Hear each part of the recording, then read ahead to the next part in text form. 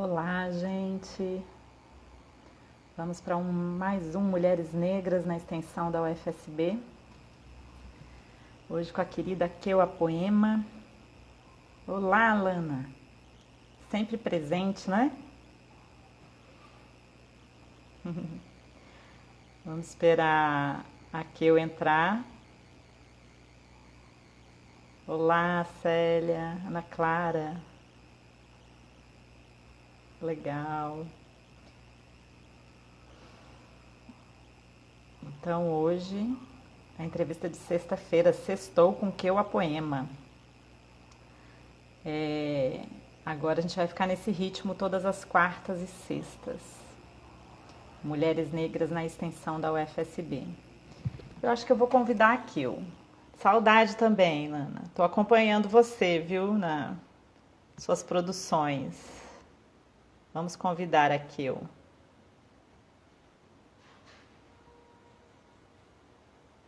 Deixa eu ver. Não, ela ainda não entrou.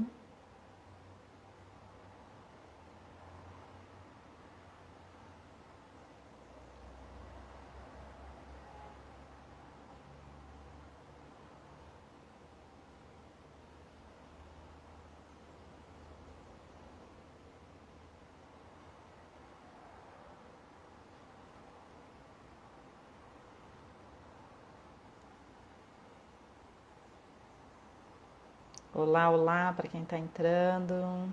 Oi. Paraquedas.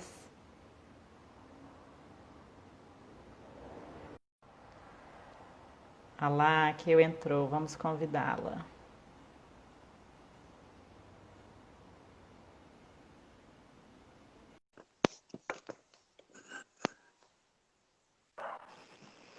Olá!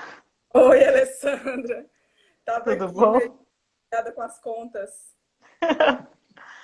E aí, Keu, tudo beleza? Tudo bem, tudo bem. Que bacana essa conversa que você está promovendo, hein? Legal, né? Nossa, muito bom. Estou aprendendo muito e conhecendo, né, as colegas mais de perto. A gente nunca tem tempo para parar, para sentar e para ouvir, né? Uhum. A gente devia fazer isso, né? Independentemente da pandemia, né? Ai, com certeza, com certeza. Tomar uns cafés, fazer umas rodas de conversa entre É, nós, para a gente conhecer os trabalhos é uns dos outros. entrevistar mesmo, é deixar a outra falar e ouvir, né? Uhum. Apesar da gente ter tomado tantos cafés, tantos cappuccinos juntas, né? A gente fala mais besteira do que qualquer coisa. Verdade. Bom, gente, então vou me apresentar. Alessandra Simões, professora das artes no campus Jorge Amado, da Universidade Federal do Sul da Bahia, coordenadora da área de extensão na Pró-Reitoria de Extensão e Cultura. Hoje, a gente tem mais um quadro do Mulheres Negras na extensão da UFSB. Nossa convidada, querida Keua Poema. Vou ler aqui, vou te apresentar, Keu, e depois a gente vai bater esse papo. Mulher negra, sertaneja do interior de Pernambuco, mas radicada na Bahia, contadora de histórias e professora coordenadora da licenciatura interdisciplinar em artes do campus Jorge Amado. Pesquisa e atua no terreno das tradições orais e da performance da voz.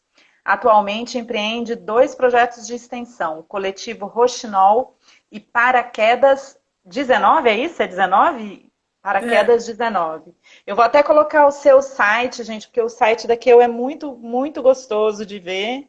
Eu adoro dar umas navegadas nele. Vou colocar aqui no comentário fixo, porque é muito legal. E hoje eu tive a oportunidade de olhar ele mais com calma, assim, para me preparar para essa entrevista. E é muito legal, tem coisas muito legais. Só que é com letra minúscula, não tá indo. Mas vai, eu vou pôr aqui, que eu a poema.arte.br.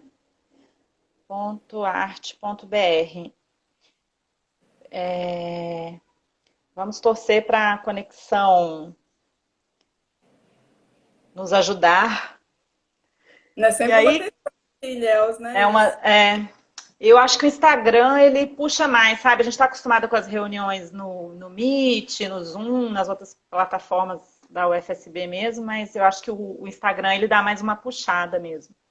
Mas bora lá, Keu, aí queria que você falasse de você. Eu achei curioso aqui que você colocou sertaneja né? Sertaneja em primeiro lugar, praticamente, né? Queria entender, assim, essa sua sertanejice, a sua relação agora com a Bahia, como é que foi essa trajetória aí? É engraçado, porque assim, como eu estou há muito tempo trabalhando na Bahia e vivendo também, né? Eu morei aqui 8 anos, depois fui para Minas, depois fui para Timor e voltei. Então tem várias pessoas que acham que eu sou baiana. E, enfim, eu tenho, claro, que um carinho muito grande. A Bahia foi quem me permitiu inúmeras coisas do ponto de vista de profissional e pessoal, enfim. E aí, às vezes, as pessoas se esquecem, ou eu falo assim, eu sou pernambucana, as pessoas falam, ah, mas nem parece. E, na verdade, eu tenho uma raiz muito forte, né, no sertão. Eu nasci em Belém de São Francisco, na beira do Rio São Francisco, cresci em Petrolina, e eu tenho uma relação muito forte com essa raiz, assim. E aí, é por isso Aham. que eu tenho feito questão de dizer assim, ó, tenho um carinho enorme por essa terra, tenho meu coração em Minas também, mas a minha raiz está bem fincadinha lá no sertão de Pernambuco. Que eu acho que é interessante porque, na verdade, todos esses trânsitos, eles me constituem muito, né? Todo o meu trabalho é muito nesse lugar de fronteiras. Hum. Então, é isso. É, são fronteiras, mas ao mesmo tempo terras de cultura muito forte, né? Muito arraigada, assim. Então, Eu acho que o sertão tem uma coisa que, para quem não conhece o sertão, que é essa coisa de que a gente enfrenta, às vezes, períodos de seca tão grande. uhum, A natureza, a vida, ela mostra que ela está pronta para renascer a qualquer momento, né? Às vezes, assim, a uhum. gente tem períodos de seca, aí vem um pinguinho de chuva e você vê a vida toda rebrotando, renascendo. Eu acho isso muito forte mesmo. Eu acho que é de um lugar que diz assim, olha, não importa o que aconteça, a vida está aí, ela está pronta para recomeçar a todo momento. Isso é uma coisa que eu carrego muito comigo. É, a sertaneja, parafraseando o Euclides da Cunha, a sertaneja é antes de tudo, uma forte, né? Exato. E agora tá na terra das chuvas, né? Que eu. Outro cenário, né? O sul da Bahia, ele é uma exuberância, né? Uma coisa incrível estar aqui. E ao mesmo tempo também tem essa vida popular e essas culturas populares que são tão fortes, né? Eu me sinto É, muito em casa aqui também. você acha que culturalmente é um reflexo também essa característica física, territorial dos lugares se reflete de uma certa forma culturalmente na cultura dos lugares? Se a gente pensar numa Bahia quente, chuvosa, e num sertão árido e Eu não sei, seco. eu não sei, eu teria que pensar mais sobre É, isso. também eu Até viajei agora. mas é uma coisa interessante, né? Sabe o que eu percebo? Eu percebo uma coisa no sotaque. Uhum. Eu não sei se isso realmente tem a ver, isso é uma coisa que eu viajo às vezes. Mas o sotaque de Pernambuco, o sotaque ali do sertão, a gente tem uma coisa que é mais seca. Então é bom Uhum. dia, tia. Não é É... seca, mas é que tem uma sonoridade diferente, né? Eu Uhum. atravesso a ponte, aí eu já falo ponte, bom dia.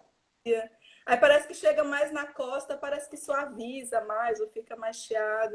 Mas eu não sei dizer, eu acho que cada lugar enfrenta seus muitos desafios, né? As culturas populares e as culturas locais e populares, elas enfrentam muitos desafios em cada um desses territórios, né? Desafios Uhum, uhum. próprios. E como é que foi assim a sua entrada? Eu acho que sempre me vem à mente muito a contação de histórias, assim, é o que eu estou acompanhando você mais no presente, e tal, né, na UFSB. Queria saber como é que você encontrou esse viés assim na sua trajetória, como que começou, como isso se desdobrou. Então, no ano de 2000, 2001, meu Deus, o tempo passa, né? Então, Nossa, lá 20 anos. 20 anos. Na época, os meus pais moravam em Minas Gerais, eu estava em Minas Gerais, e Minas Gerais é um lugar de muitos festivais de inverno, né? Aham. E eu estava assim, preciso ir para algum festival de inverno. Eu nem sabia qual, mas eu queria ir para um. E estava guardando dinheiro, mas o dinheiro não chegava. Imagina, eu tinha acabado de sair da faculdade, aqueles trabalhos, enfim, loucos que a gente pega assim, início de carreira, sem dinheiro. Aí, quando o dinheiro chegou, era a época certa para me inscrever no Festival de São João del Rei. E vendo Aham. que eu ia fazer lá tinha essa oficina, que era uma oficina de contação de histórias com Gislaine Matos. E eu fiz essa oficina, que foi uma oficina de uma semana, e eu saí completamente tomada, né, por essa coisa do narrar. Por duas coisas. Primeiro, ao descobrir que a contação de histórias, na verdade, fez parte da minha infância. Eu falei assim, o quê? Tem alguém trabalhando com isso e fazendo curso e fazendo performance, então esse é um caminho que eu quero seguir também. E a própria Gislaine Matos, né, que é essa pessoa que se tornou com o tempo uma grande amiga minha, ela me inspirou muitíssimo a perseguir um trabalho, né, a construir um trabalho nesse campo. Então, desde 2000, muito antes, inclusive, de pensar em um percurso acadêmico, eu comecei a trabalhar com formação de professores, eu comecei a trabalhar com performances, comecei a trabalhar com pesquisa muito lentamente. Então, é engraçado, porque eu acho que tudo que eu faço hoje na universidade, não tudo, né? Mas muitas coisas que eu faço hoje na universidade, na verdade, tem inícios em trajetórias anteriores, né?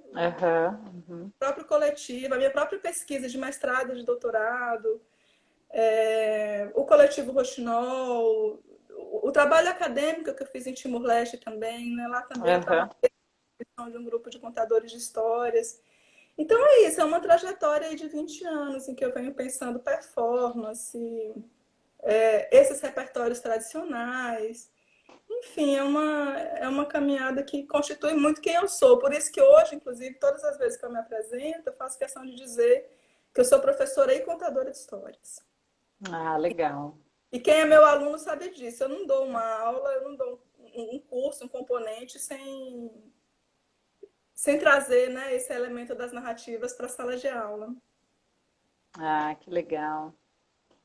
Né? Humberto está fazendo um comentário. Eu tive o prazer de tocar para algumas histórias do mar. Ah, é Humberto, queridíssimo. Então, a gente fez um espetáculo em Salvador.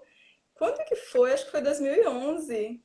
Onde a gente trabalhava com histórias do mar. E o Humberto e o grupo com o qual ele trabalha, que é ao menos um no quarteto, que é o Humberto, o Ronaldo e o Cássius. Ai, meu Deus.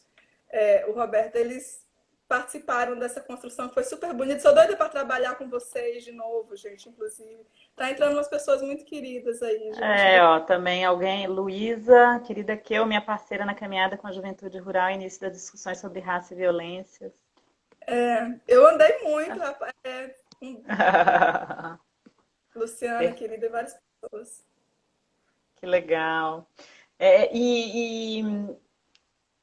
Aliás, ela comentando aí essa questão da raça, violência, isso atravessa ainda seu trabalho? Tem alguma relação com você, sendo mulher negra? Isso tem um impacto no seu trabalho artístico?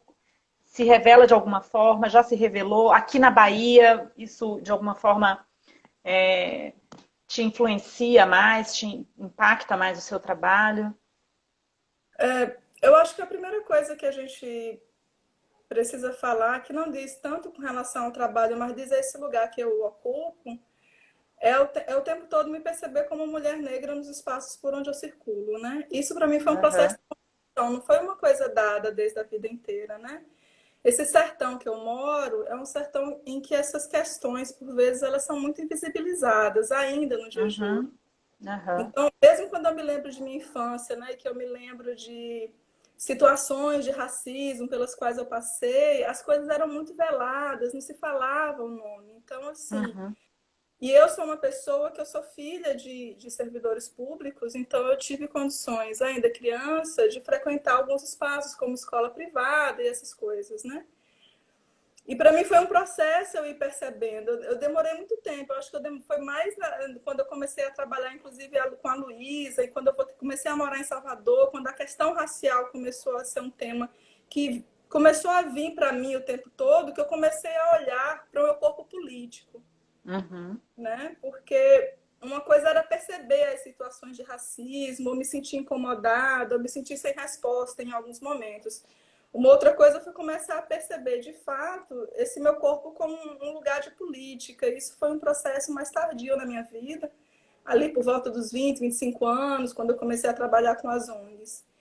E tem sido um processo de percepção, de autopercepção a minha vida inteira. Por exemplo, quando eu estava pensando nesse mini currículozinho que você me pediu, que aí eu decidi colocar mulher negra, né?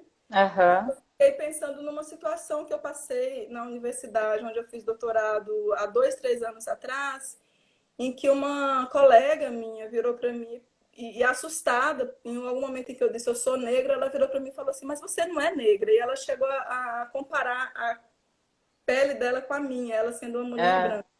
E aquilo me assustou muito, né? Porque é isso, a questão não é a cor da minha pele, porque eu sou uma pessoa visivelmente negra, mas era o fato de estar em um local de privilégios, né? Aham. Então, acho que a primeira coisa é me perceber como corpo político, que eu acho que é um processo que tem acontecido. E aí, no momento em que eu me percebo, então, como um corpo político, eu começo a ficar muito mais atenta e a querer construir um caminho junto às narrativas, então, de origem africana, as narrativas Hum. indígenas. Então, eu começo, de fato, a construir uma pesquisa assim, não, eu quero olhar para esse lugar de onde eu venho, esse lugar a que eu pertenço. E até a questão do meu nome tem isso também, né? Porque esse meu nome Hum. é um nome artístico, é um nome social, que eu optei por começar a usar exatamente nesse momento em que eu começo a desvendar, né? A desvendar não, né? A me reconhecer nesse lugar também político e Uhum. importante, porque como a gente é minoria em espaços de privilégio, né? Aham. Inclusive, ela é muito especial nesse sentido. Eu nunca tinha visto tantos professores negros numa sala ou numa reunião, mas assim, isso não é o comum.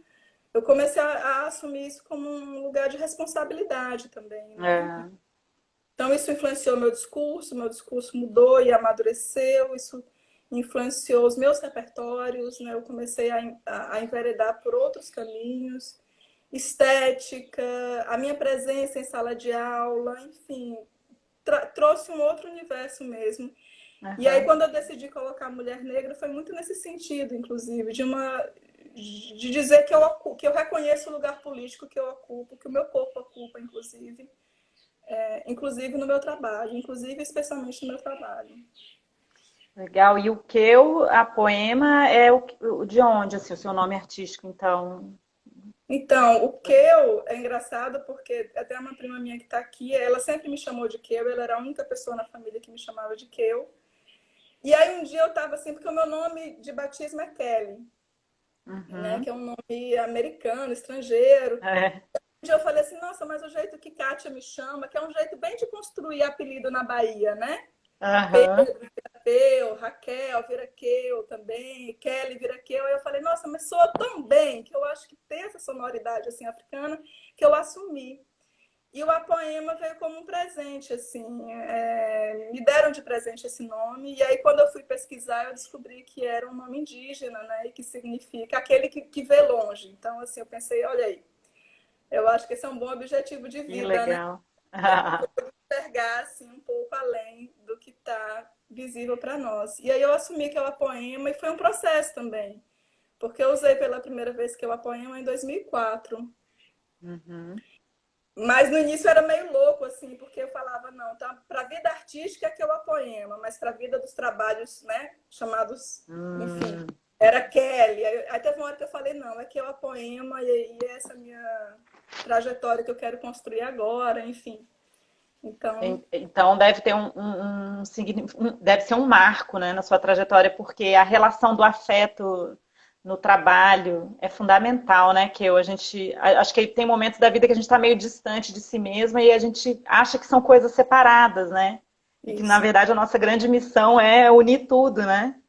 exato. E esse lugar acho que você trouxe uma coisa importante, essa coisa do afeto, porque a vida é árdua, a gente sabe disso, né? A gente está vivendo essa pandemia que está nos trazendo tantos desafios.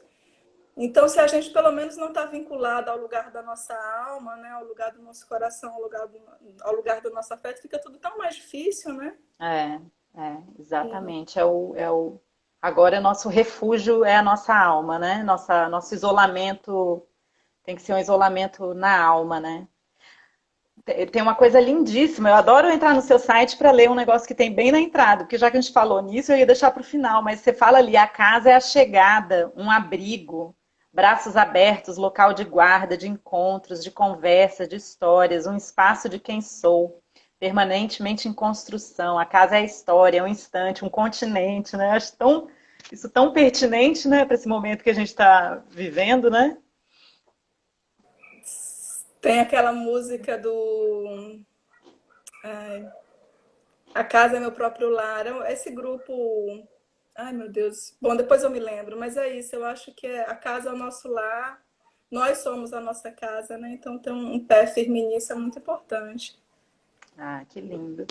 Ah, e indo bem longe agora da casa, essa história com o Timor-Leste, né? Queria que você contasse um pouco pra gente, assim, de onde apareceu essa ideia, né? Um lugar tão inusitado, tão distante, ao mesmo tempo tão próximo historicamente da gente, né? Queria que você contasse um pouco.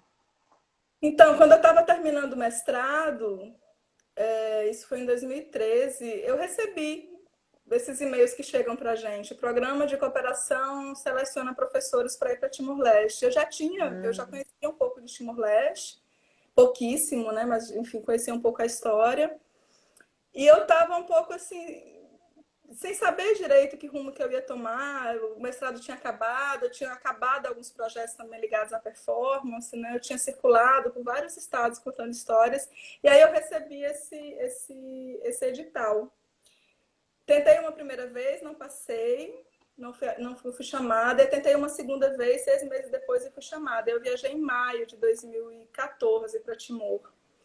E foi uma aventura, né? Foi uma aventura, assim, em todos os sentidos. Porque por mais que a gente lesse antes sobre o que é que era o país e sobre o que é que a gente ia fazer lá, só estando lá foi que eu percebi realmente, né? Um território pequeno, mas de uma diversidade linguística, assim, incrível. E eu fui dar aula na universidade. E a coisa louca é que eu fui dar aula em português em um país onde o português não era fluente, né? Então, Aham.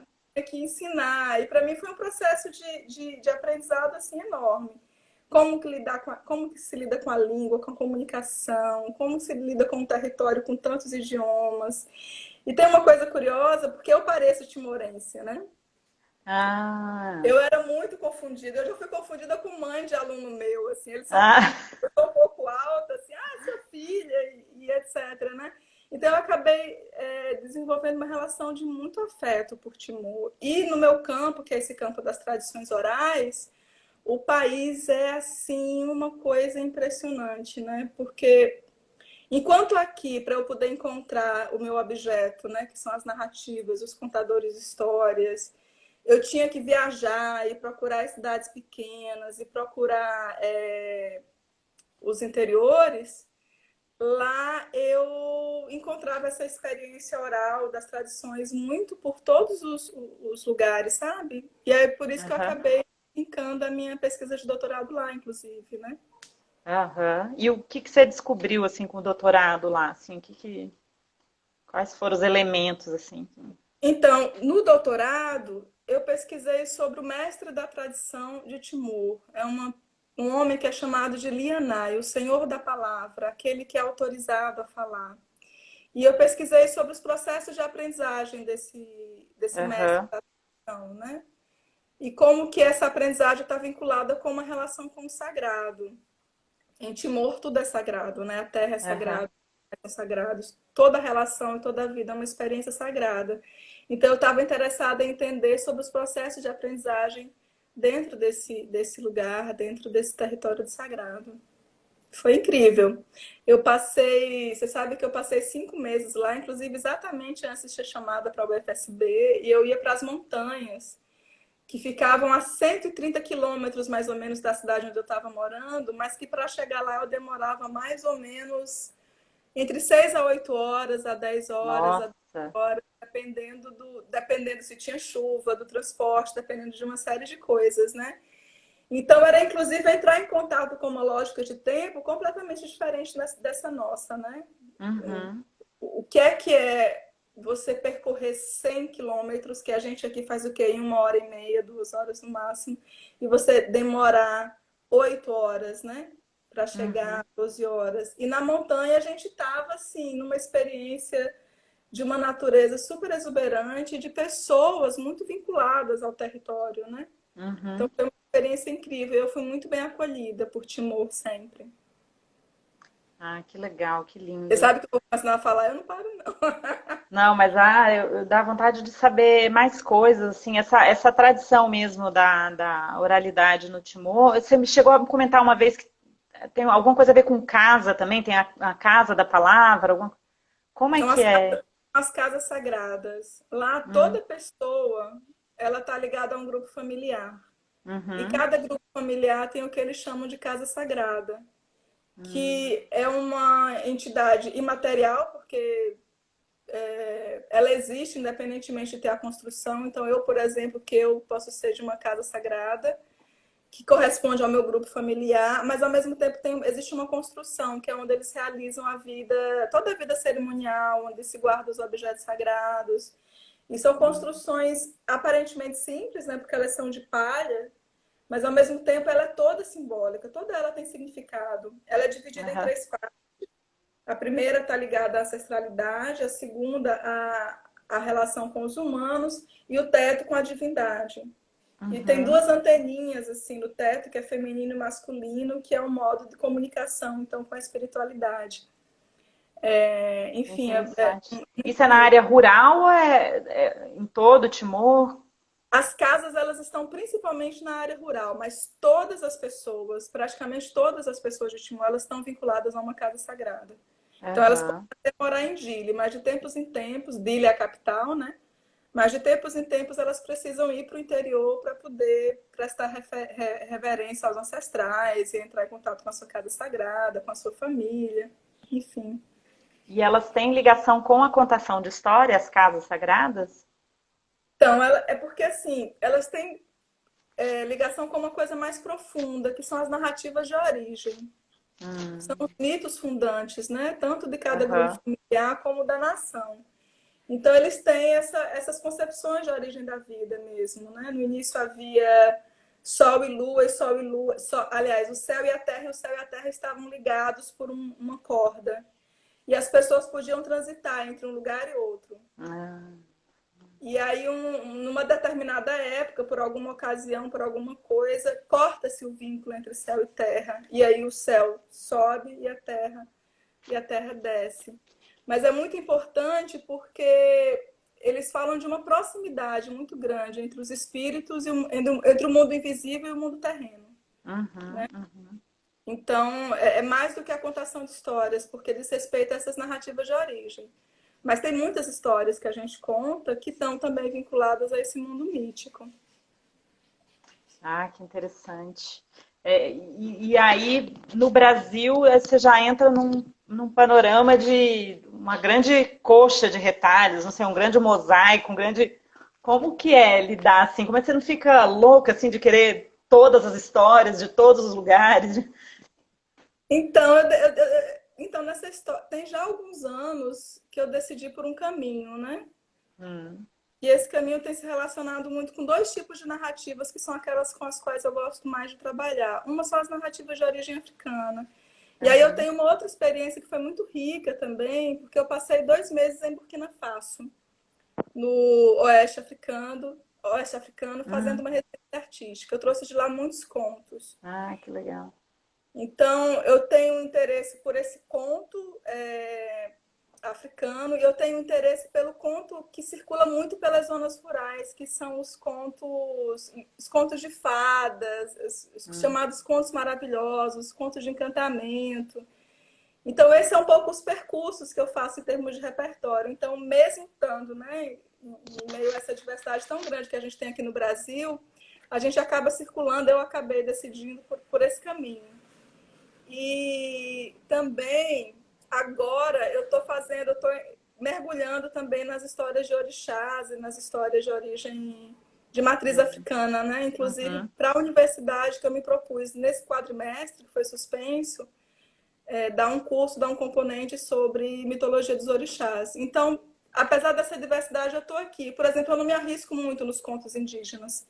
Por mais que Ah, eu conheça e goste, né? Eu estou nesse território, eu tenho estado nesse território dos repertórios de matriz africana e de matriz rural também.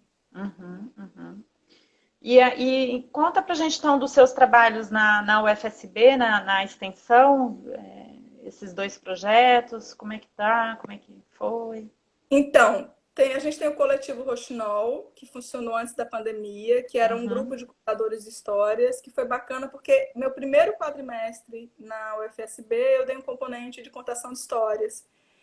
E os meninos, era um grupo pequenininho, os meninos quiseram continuar o trabalho e praticamente o mesmo grupo a gente formou o coletivo Roxinol, a gente chegou a montar um espetáculo, a gente fez uma apresentação na universidade, a gente foi para a escola. Algumas pessoas se formaram, outras estão aí, e eu estou nesse momento pensando como que a gente vai reinventar o coletivo Roxinol, inclusive nessa realidade de pandemia, né, de necessidade. O que é um grande desafio, porque assim, contar histórias é estar perto, né? E formar contadores de histórias normalmente é uma relação de proximidade. Então, eu estou repensando como retomar o coletivo Roxinol agora nesse momento de pandemia. E tem esse outro projeto super especial que nasceu por conta da pandemia, que é o Paraquedas 19, porque quando as aulas foram suspensas, eu propus a um grupo de alunos da gente continuar a conversar e continuar a discussão sobre arte, sobre obras e sobre temas que a gente achava importante. A gente começou, teve uma série de encontros, a gente começou com o livro Ideias para Adiar o Fim do Mundo, do Ailton Krenak, e a gente depois foi conversar sobre Chimamanda Adichie, sobre cinema, sobre Linda Quebrada. Então a gente começou a discutir sobre vários artistas e várias obras. Em determinada altura a gente pensou, vamos criar algo com isso? E aí nasceu a ideia do podcast, que a gente está trabalhando nele agora. Legal. A gente vai lançar 6 episódios sobre ideias para adiar o fim do mundo, sobre Pele Negra, Máscaras Brancas, que foi uma peça que a gente discutiu e que a gente gostou muito. E tem outros 4 que eu não vou lembrar todos agora, mas é isso. Então é um trabalho bem bacana. E aí eu queria falar sobre o nome Paraquedas 19, inclusive. Ia te perguntar isso, exatamente, de onde vem esse nome. Porque o Ailton Krenak, ele diz nesse livro, na Ideias para Adiar o Fim do Mundo, que o problema não é a queda. Ele ainda fala assim, vocês estão reclamando da queda, a gente está caindo há 500 anos.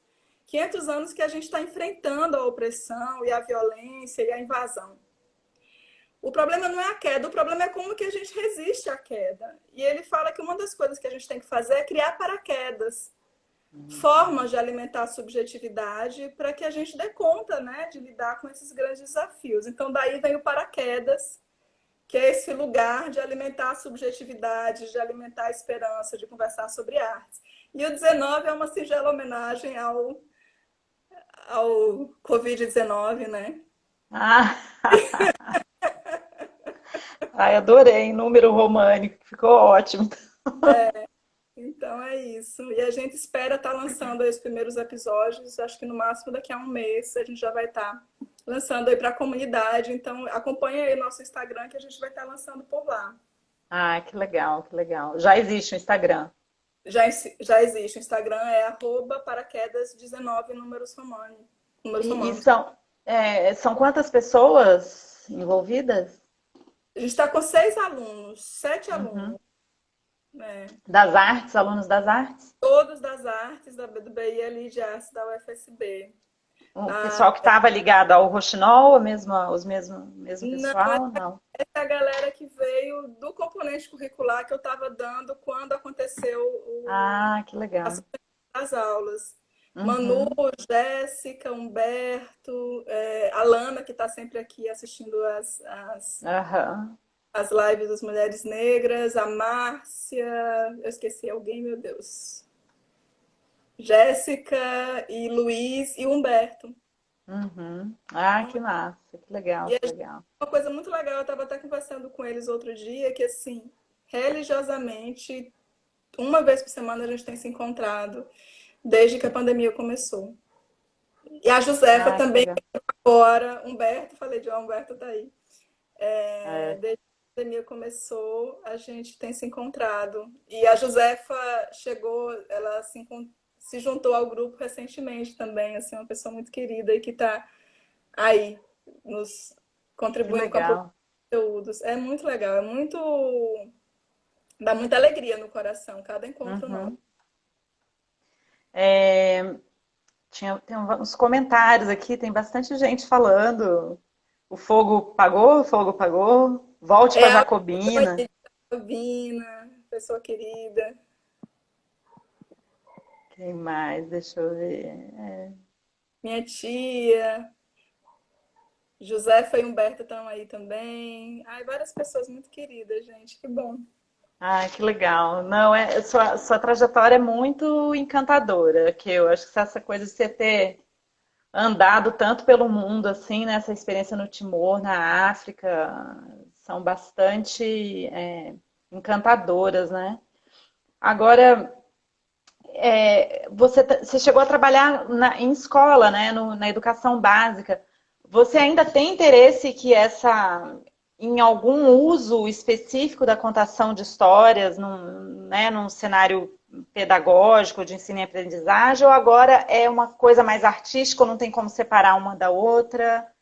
Eu acho que a nossa responsabilidade com a educação básica, ela é fundamental, né? A gente está falando de um curso de licenciatura Aham. para professores. E, inclusive, a nossa ida na escola, e a gente foi numa escola que fica ali logo no bairro atrás da universidade, e a gente fez uma apresentação lá e fomos muito bem acolhidos, e a Ah, diretora que ficou legal. muito feliz, e dizendo assim, como que precisava ter mais coisas, né? Aham. Nesse sentido. Então, assim, com certeza a gente quer ter um vínculo com a educação básica, em Uhum. dois caminhos, inclusive, né, nessa proposta de reformulação do coletivo Roxinol. Então, que o coletivo não seja só de alunos, mas que a gente também possa Sim. receber pessoas da comunidade, e inclusive professores que estejam interessados no processo de formação. E uma segunda coisa é essa história da gente poder frequentar as escolas, né? Eu acho isso que Uhum. isso é fundamental, tanto Aham. como para é o nosso compromisso com a educação básica, né? Nós somos Uhum. licenciatura, a gente não pode escapar disso. E E. é muito bom. Uhum. Nossa, eu imagino que deva ser uma ferramenta mesmo, né? Agora, tem alguém que falando, a avó dela disse que ela ia pegar na beirada do mundo. Ah, isso é uma história maravilhosa. Ah, conta pra gente. É porque eu sempre viajei muito por conta do meu trabalho, né? E aí um dia a minha avó falou assim, nossa, essa menina, se ela fosse homem, ela ainda pegava nas beiradas do mundo. Aí mandaram, aí eu mandei o recado, eu falei, olha, fala pra avó que eu sou mulher e eu pego nas beiradas do mundo, não preocupa não. E aí, quando eu fui para Timor-Leste, né? Você pega o mapa assim, nas beiradas do mundo, aí minha família toda brincou, tá vendo? Ela disse que ia para que ela pegava na beirada do mundo, ela pegou mesmo. Tem um amigão meu que a gente é praticamente irmão aí, professor Eduardo, falando parabéns, que a educação básica é o pilar da sociedade.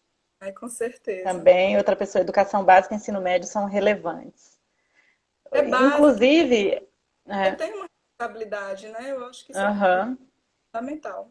Uma coisa para a gente pensar na extensão eu estava num encontro no Conex, no COEX, que é um lugar dentro da Andifes que se reúnem os pró-reitores de extensão e uma das pró-reitoras comentou, ela é da área de artes, ela comentou que um espetáculo, você preparar um espetáculo e apresentar não é extensão, né? Não seria extensão, que a extensão envolveria outros processos mais dialógicos, né?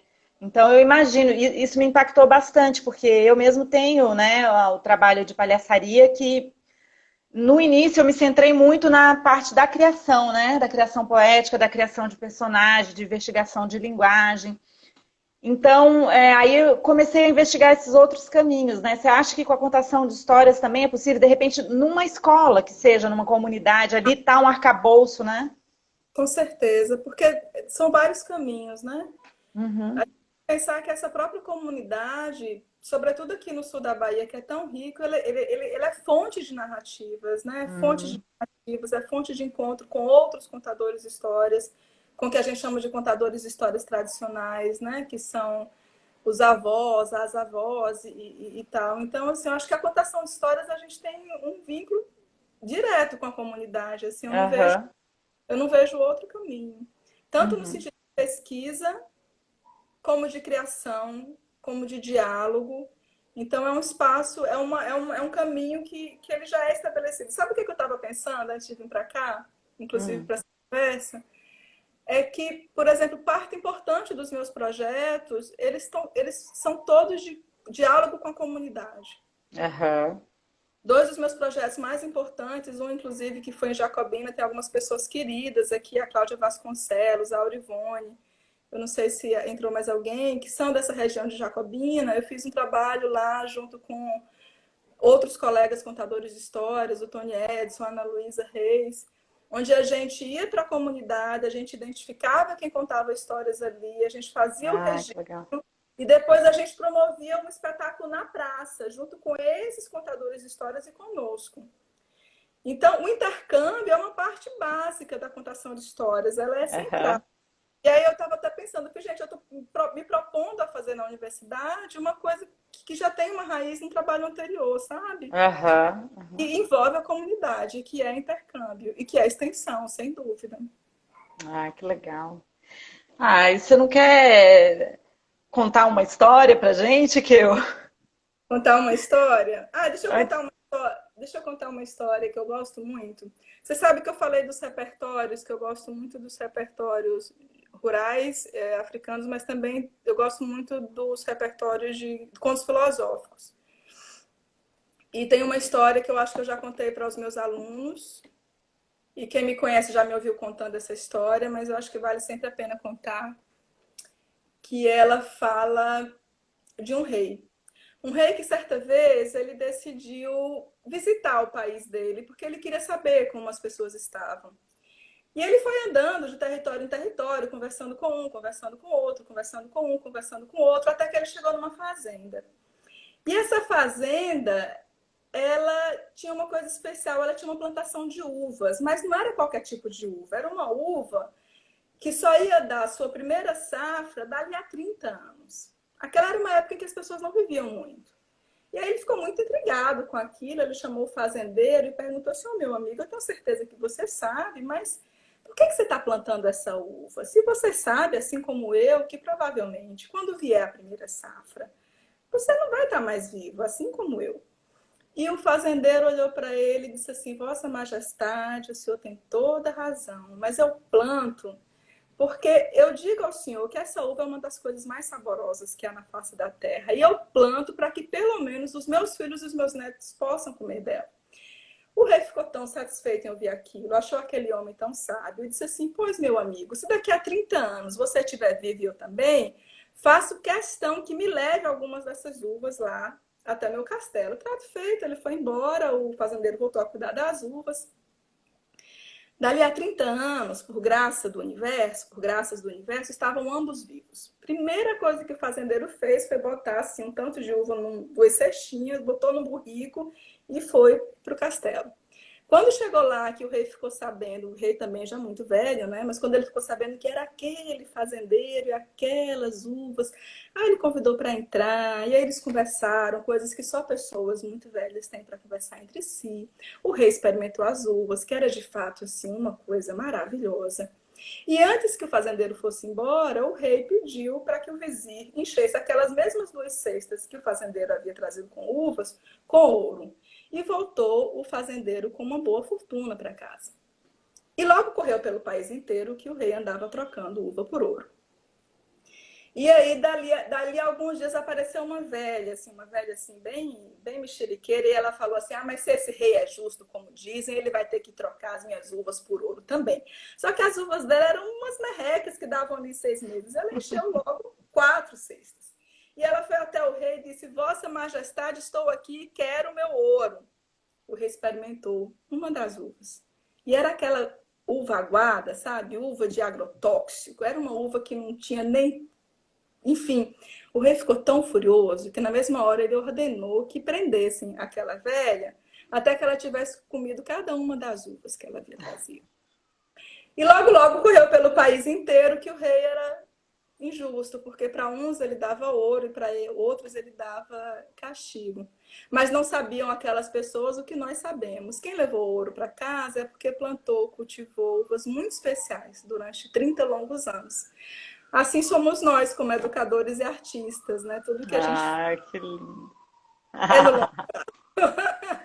Ah, muito lindo. É, eu ia falar isso aqui. Essa é a sua história. Você está aí plantando histórias, semeando experiências É, que a vão gente ser vai. colhidas, né? Que legal, que legal.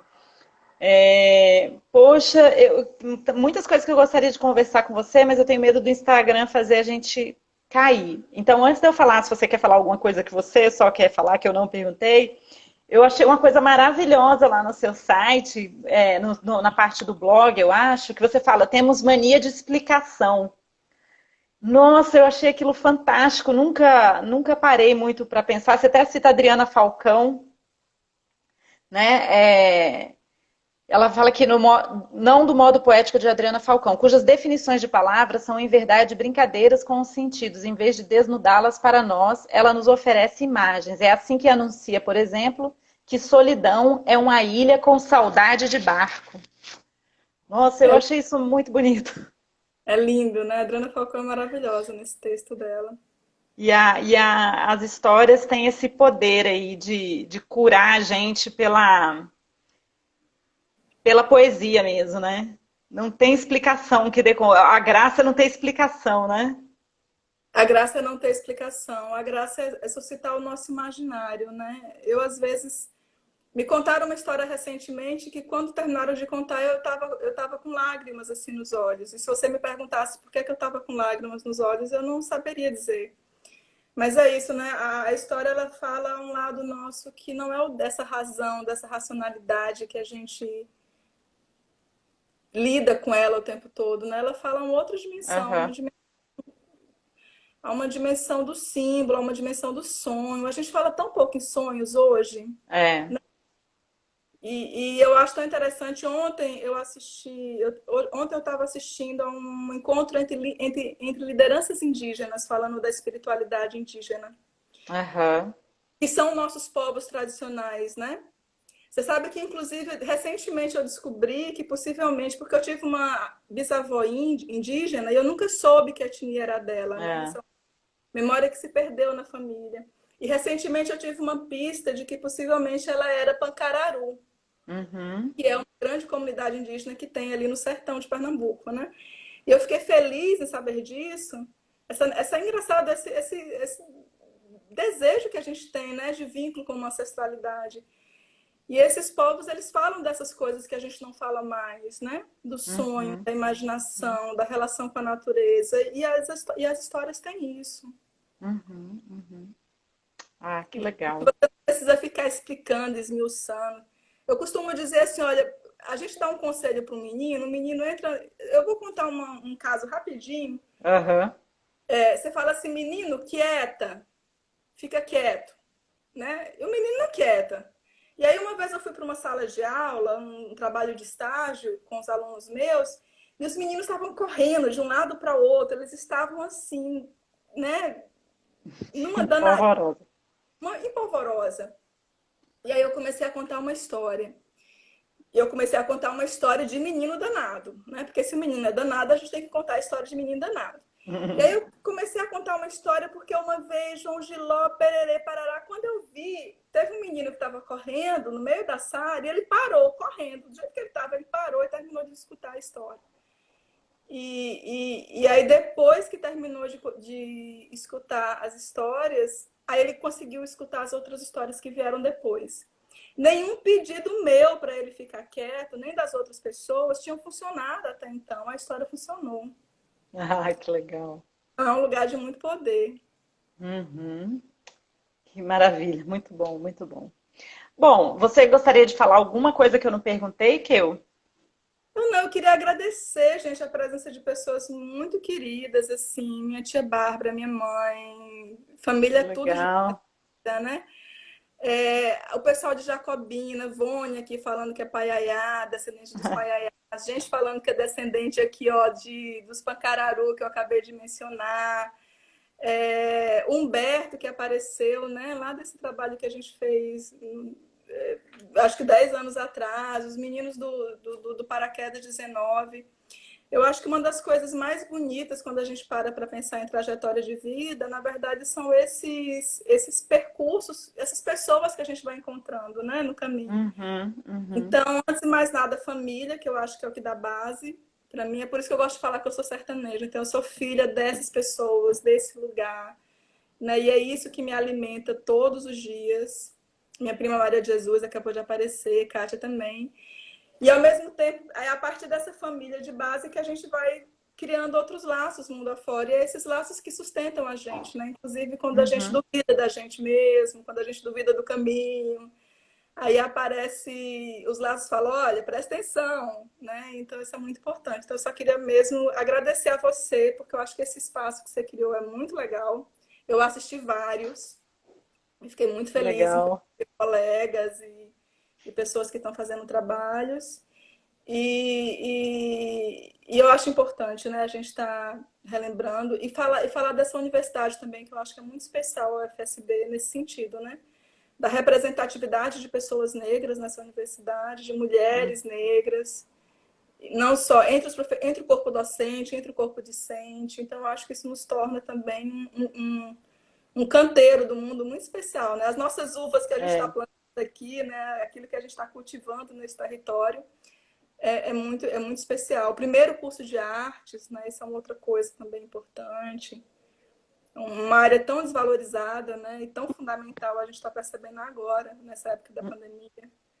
Então, eu sou uma pessoa muito, muito privilegiada, eu acho que sem dúvida, assim, por ter conseguido constituir esses afetos, por todos esses encontros, por estar nessa universidade hoje, numa universidade pública, que foi um grande sonho alimentado durante muito tempo. Então, eu só tenho a agradecer.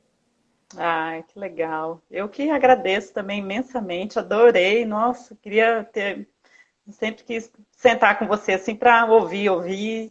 E com certeza tem muitas mais histórias para serem contadas.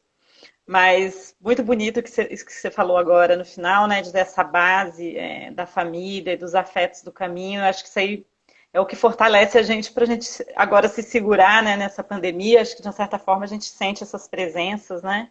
Uhum. E que nos fortalecem mesmo para fazer essa solidão que é uma ilha com saudade de barco, né? Tornar essa Fantástico. solidão mais poética, né? E eu só tenho a agradecer, maravilhosas suas histórias. Ó, tem gente pedindo para contar outra. Eu só não sei se o Instagram não deixa. A não ser que você tenha uma história de 1 minuto, acho que faltam uns 3 minutos. Gente, uma história de 3 minutos, enquanto eu penso. Eu vou contar uma que é a seguinte. Dizem que certa vez um homem ele estava procurando pela chave de casa. E ele estava embaixo de um poste procurando por essa chave.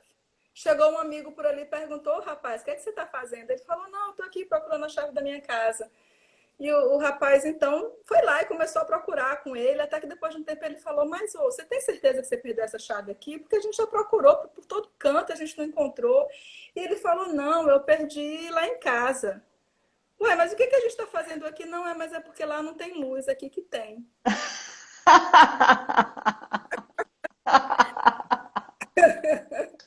Então, para encerrar, eu deixo essa, eu deixo um beijo enorme para todo mundo que Ai, ouve. muito bom. Deixa essas sem explicações, cada um que interprete do seu jeito. Com certeza. Obrigadíssima, Ken. Tudo Eu de que agradeço. bom. Espero que em breve a gente esteja juntas aí, fisicamente. Estão precisando daquele café, né, Alessandra? Sim, vamos dar um jeito. Valeu, Keu. Tudo de bom. Vai ficar lá no IGTV, viu? Vai ficar fixo lá no Instagram da UFSB. Ai, que bom. Um beijo, tudo de bom. Beijo, tchau. Tchau.